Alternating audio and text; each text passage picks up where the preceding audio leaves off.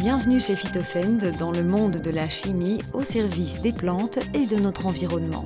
Ici, plutôt que de s'attaquer directement aux nuisibles, on a opté pour une stratégie de défense renforcée. On est passé du pesticide au biopesticide.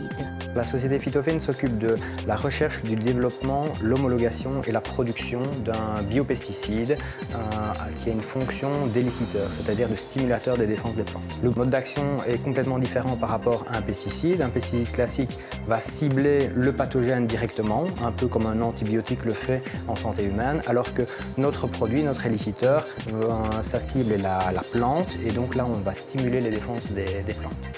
Dans ce type de démarche, lorsqu'il s'agit de sortir du cadre pour innover, l'un des principaux obstacles, c'est la norme.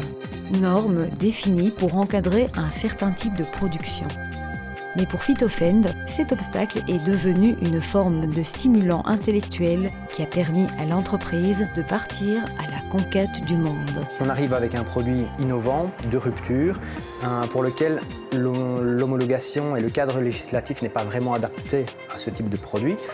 Donc c'est toujours le problème de la recherche qui est en avance sur le cadre légal, législatif.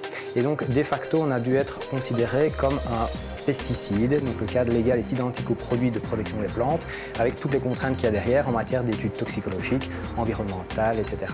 Est-ce par amour du défi que l'on se lance dans une telle aventure? Sans doute. Par passion de l'innovation? Sûrement.